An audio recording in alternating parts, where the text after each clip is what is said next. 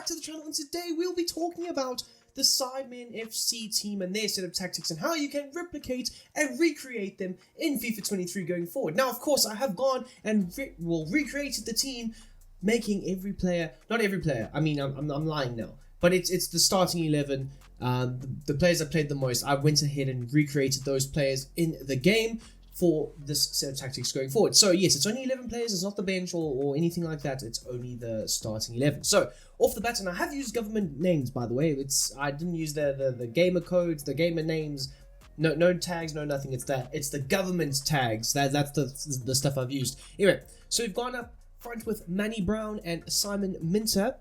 We've gone with Vikram Barn, Vicstar123, Ethan Payne, Harry Lewis. We have got his brother, Manny Brown's brother, Toby Brown, Toby Drizzle on the wing. We've got Josh Bradley, Josh Zerka as the left back.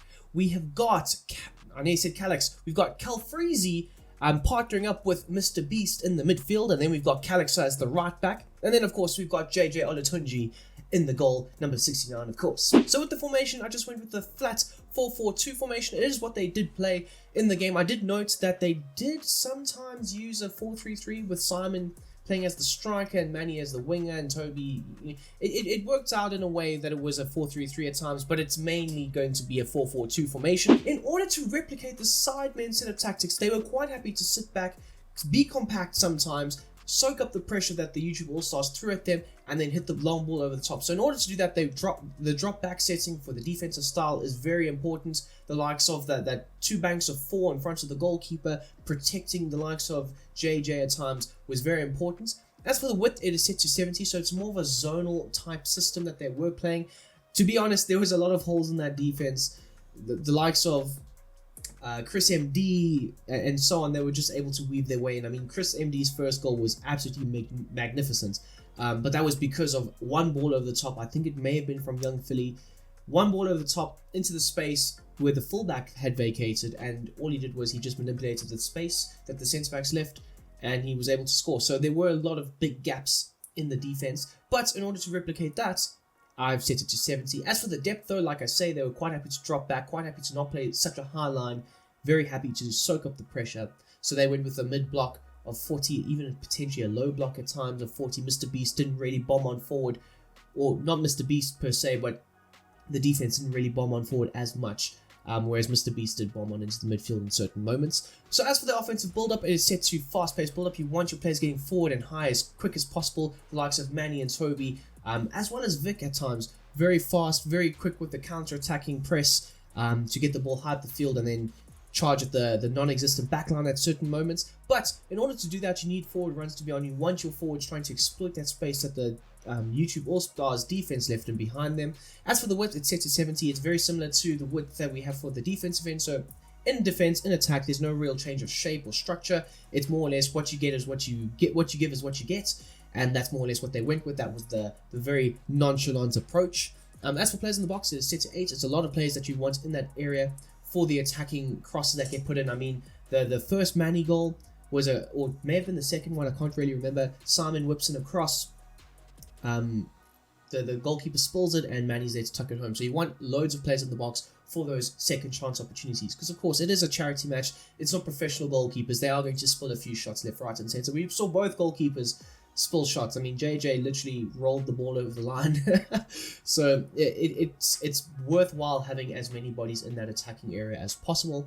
As for corners and free kicks, as per always, it is set to 4. Starting off with the goalkeeper, Mr. Olatunji himself. I've set him to have a balanced approach for saving crosses. Like, he wasn't the best. He wasn't going to claim those big booming crosses that get whipped into the box, but he wasn't going to spill nearly half as many as what XQC did. So I've gone with more of a balanced approach. But I will say, I know in the last 15 minutes or so of the game, he was very much playing as a midfielder slash striker slash fly goalkeeper at times. So that's why I've gone with a sweeper keeper.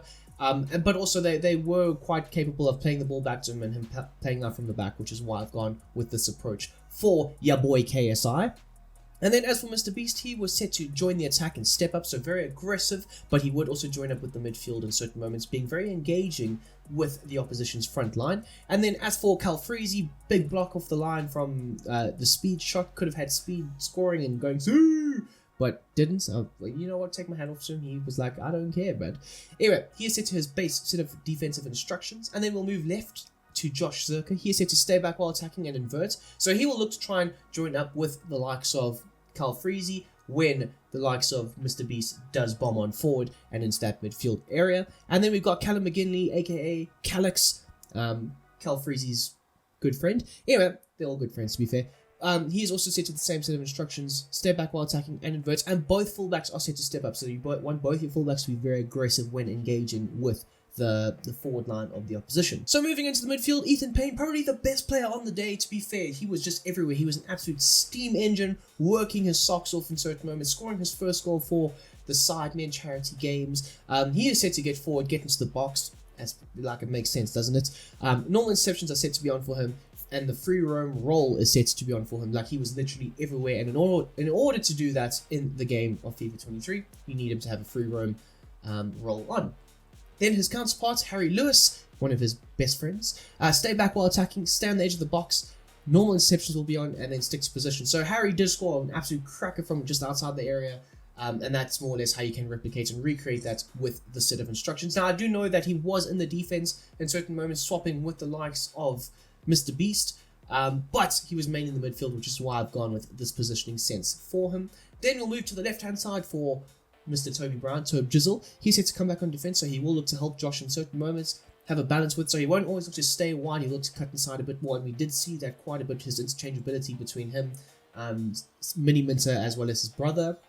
And then, of course, getting behind, he's got that pace to burn. I know he didn't play that much, to be fair.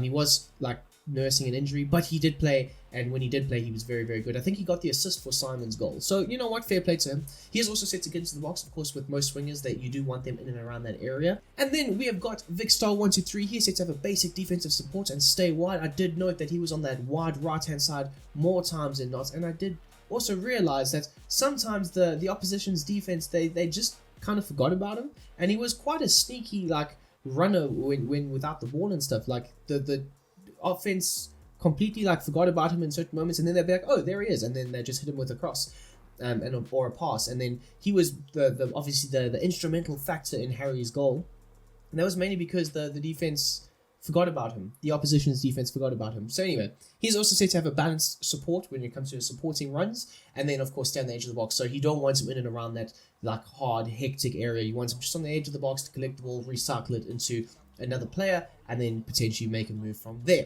And then we'll go into Manny, the man who scored a hat-trick on the day. Fantastic from him. He is set to have a drift-wide approach for his supporting runs, so him and Toby will look to have interchanging abilities, with Toby making runs on the inside and Manny making runs on the outside in certain moments. Getting him behind is important. Of course, he's got loads of pace to burn, absolutely fantastic runner with the ball.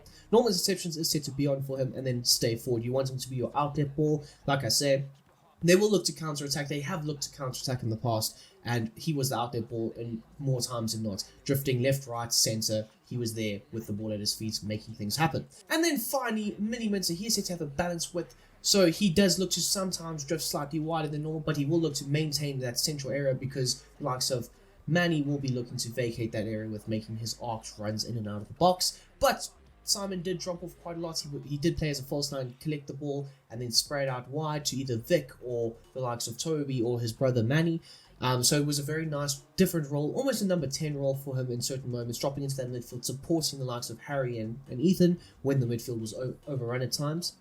Normal interceptions is set to be on for him, and then of course come back on defense. Like I say, because he drops so deep into the midfield at times, this is what you're going to have to put on in order for him to have that role in FIFA 23. So yes, that is my Sidemen FC tactics. I hope you have enjoyed this video. If you have, please hit the like button. That would be absolutely fantastic. The road to 2,000 subscribers is on. We are so close at this moment in time. So if you can, hit the subscribe button. I make loads of tactics videos for different teams throughout the world. So if you do enjoy this content, please don't forget to hit that subscribe button. But most importantly, my dudes, I hope you have a damn great day. I am out.